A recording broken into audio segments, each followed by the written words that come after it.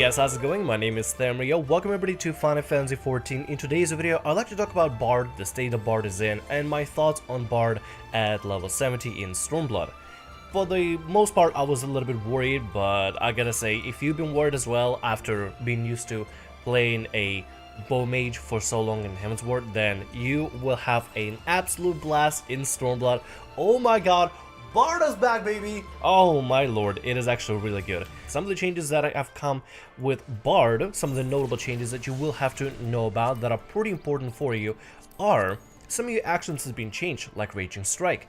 Instead of increasing damage by 20%, it now does 10%, but duration is still 20 seconds, which is still really good. That just means that you can just spam this ability off cooldown whenever you need to burst and line up your burst with the rest of your party members or your raid. Also, we don't have Quick Volley. We only have Quick Knock or Wide Volley. We don't have Wide Volley anymore, we only have Quick Knock. Quick Knock is still 110 potency, and it still does a decent amount of damage, and that's really about it. That's all we really need to know about this, about the base Archer class. Now, let's go over to the job abilities and talk a little bit about that. Mage's Ballad, Army's Payout, and Wanderer's Minuet have gone through an amazing amount of changes, to the point where they are the bread and butter of Bard from now on. So Mage's Ballad, instead of giving people mana, now hits an enemy for 100 potency, increases critical hit rate of all party members with a radius of 20 yalms by 2%, which it means it's just a sustained crit buff for everybody else but you. It's funny that it actually gives the benefits to everybody but you with a crit, but what it does for you is activates repertoire, resetting Bloodletter and Rain of Death, recast time if critical damage over time is dealt by Caustic Bite or Storm Bite. Now, this particular additional effect for Mage's Ballad used to be a passive for us, used to be just like a buff passive that would just happen whenever we would crit with Caustic Bite and Storm Bite. Well, at the time they were known as Wind Bite and Venomous Bite, and it would just automatically reset as part of our traits the cooldown on Bloodletter and Rain of Death. Now we actually have to play a song for that to take effect, so while you're generating crit for everybody else, you also have a chance to crit with repertoire and reset Bloodletter and Rain of Death, which in my opinion this has been really useful AoE, and I'll show you exactly why. So let's say for example you have 3 targets here, right? We'll just take these 3 out of 4 targets here, right? Let's go ahead and start off our regular rotation with Straight Shot for the crit buff, and then we're gonna immediately go into Mage's Ballad and then start dotting up enemies. I'm gonna make sure that my Chocobo stays on follow and doesn't really do any damage, right? I mean, they may heal a little bit, but overall I'm gonna just show exactly what the song does now. Let's go and put it on. Okay, cool. Now let's go ahead and spend our Rain of Death. There we go. Let's go and dot up the entire world. See how fast the cooldown reset for Rain of Death. See how fast, look at it, it's reset again. I'm just putting up a secondary dot here and the third dot here. I'm not even going to use Imperial Arrow to reset repertoire. I'm just going to let the dots do the work here. I'm going to let the dots do the work. As it ticks down, it resets Rain of Death and Bloodletter with every crit. And that is incredibly important when it comes to doing a spam or cleave onto multiple enemies here. This is something I'd highly recommend using if you don't want to be spending Quick Knock on, let's say, like more than 5 enemies that you have in battle, right? This is something definitely going to be a lot more TP resourceful than what it was to be where we just spam Wide Volley or Quick Knock over and over and over and hope we would do well. My Chocobo is still on guard. Chocobo, you're fine, man, you're fine, don't worry about it. We'll see you later, bud. We'll see you later. His dancing is gonna be a little bit too much for me to handle for today. But yeah, that is a change for our Mage's Ballad, which in my opinion is still pretty significant. Now, when to use Mage's Ballad, I'll definitely, if you're opening up on trash ads or whatever, I would highly recommend using Mage's Ballad if you have maybe like 4 or 5 targets on you. If you have like 3 targets, I wouldn't really worry about it that much, but if you have 4 or 5 enemies you're starting with, definitely open up with Mage's Ballad in order to get those procs of Rain of Death over and over and over again. Also, Imperial Arrow will also reset the repertoire or give you a repertoire for your songs, which means an extra proc of Rain of Death every 15 seconds, roughly 15 seconds. So anyway, that's pretty much all you need to know about Mage's Ballad. Let's go ahead and continue with the other songs. Army's Payout does the same amount of buffs for crit, but now grants repertoire if critical damage over time is dealt by Caustic Bite or Storm Bite.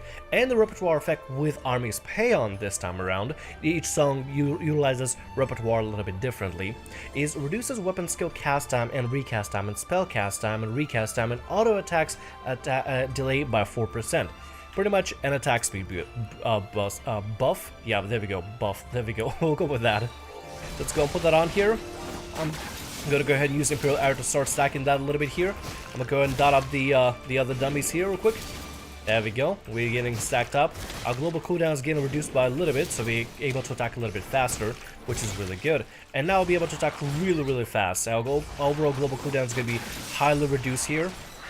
And we can use that to do a lot of damage in a very short amount of time, which is really nice when it comes to utilizing the song in between your song rotation.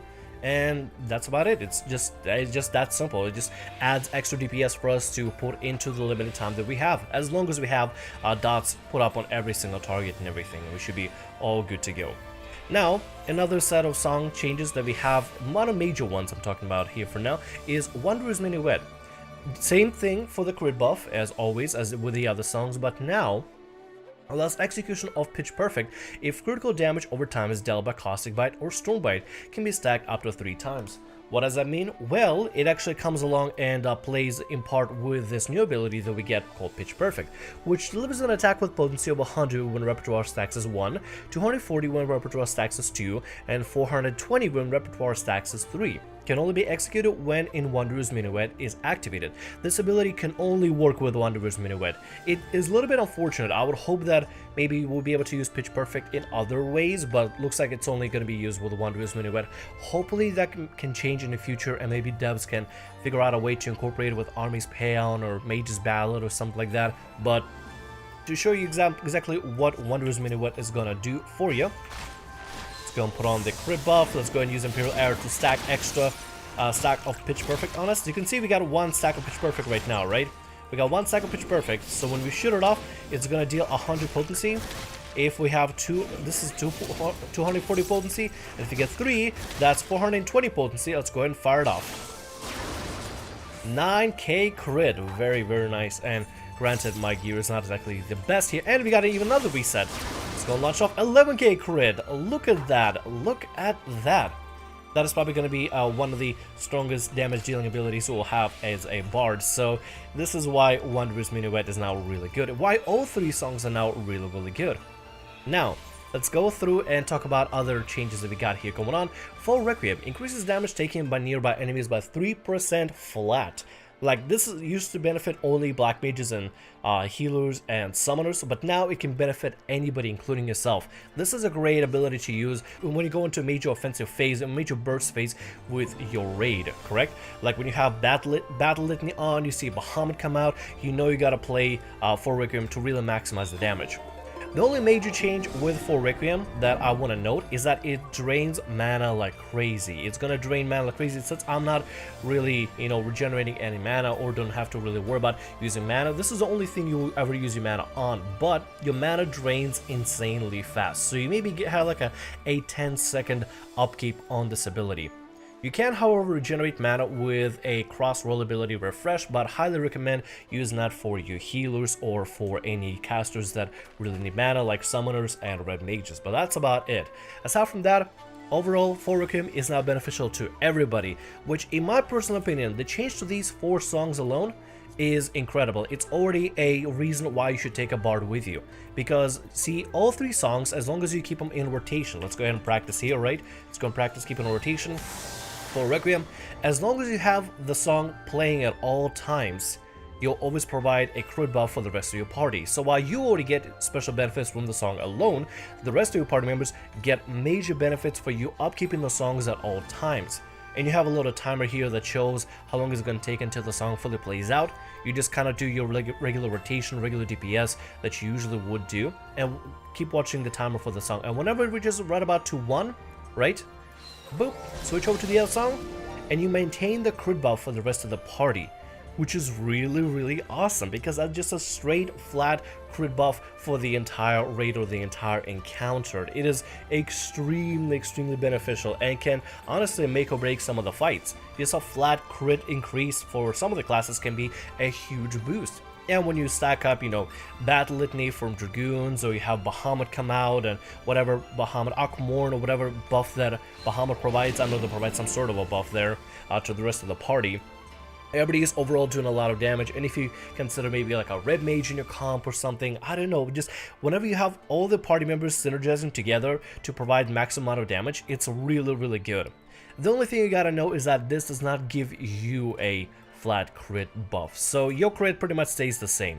Battle Voice just straight up increases direct hit rate for all party members by 15%, not including you. Not including you again. So remember, this is for everybody else. This is a very selfless job. You're providing buffs for everybody else. You're being very selfless. Then we got some major changes. Imperial Arrow pretty much stays the same. Costs, I believe, less TP than before. We got thing like a Troubadour going on here. Adds additional effect to the song currently being sung. Mage's Ballad increases maximum MP by 15, and this also affects you, by the way. This will affect everybody else in the party and you. Army's Paean, it reduces physical vulnerability by 10%, and Wanderer's Minuet reduces magical vulnerability by 10%. Now, I wouldn't want to switch off from one song to the other. Let's say, for example, I'm playing Mage's Ballad, right? And there's going to be a lot of magical damage coming in, and I'm thinking, oh wait, I can use Wanderer's Minuet and Troubadour to reduce magical damage incoming for the party. Or whatever, if I need to switch quickly to Army's Paean, I accidentally end up wasting it, and you use Troubadour, and Troubadour's Paean physical damage taken is reduced.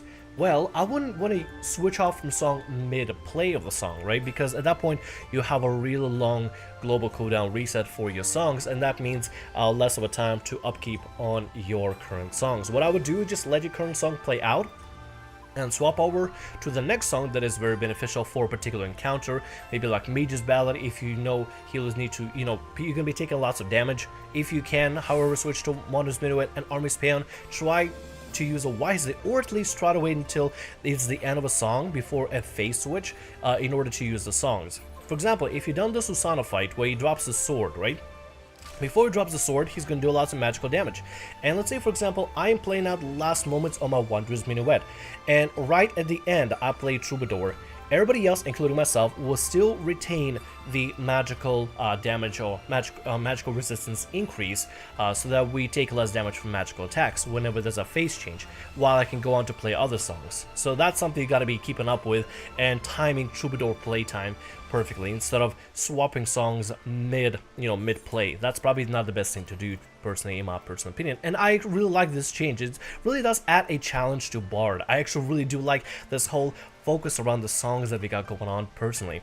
Last major change is Nature's Mint, which increases HP recovery via healing magic for a party member or cell by 20%, which is, if you ever played a tank, is a free convalescence and can be actually used in between the global or the cooldown rotation for the tanks, if you communicate with them properly. It lasts a pretty long while and does a decent amount increase in healing, so while you don't really give any kind of healing to your party members, you do increase the amount of healing somebody else does, which is really awesome. So at the end of the day, what do I like about Bard? You're literally a large toolkit for the rest of your party. You provide all kinds of benefits, and you do some pretty decent damage. You don't do as good of a damage as some of the more prominent DPS like Samurai would do, but you still provide that toolkit of utilities for your entire party.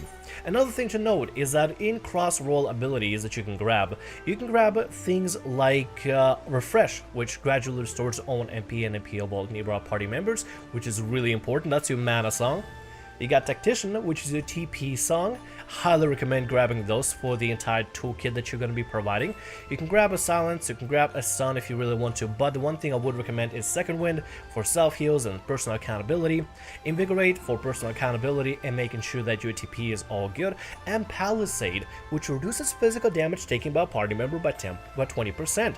Which is really important whenever a tank is just taking regular auto attack damage from a boss. I'd highly recommend grabbing that and popping it on a tank that's going to be suffering a lot of damage, or there's a phase change or a tank swap or something to help mitigate the damage and be the toolkit that you're meant to be. Otherwise than that, I absolutely love what Bard got. I love the fact that we are a toolkit of everything. We are literally bringing in all kinds of utilities to a party and to a raid, and I never feel unwanted. I actually feel like Bard gonna be highly wanted, as long as you can maintain your songs, as long as you know how to use your current abilities and your current toolkit that you can provide for the rest of the party, you're good to go. Other than that, the rotation pretty much stays the same. You don't cast anymore, which is really nice. Well, the only time you cast is for Requiem.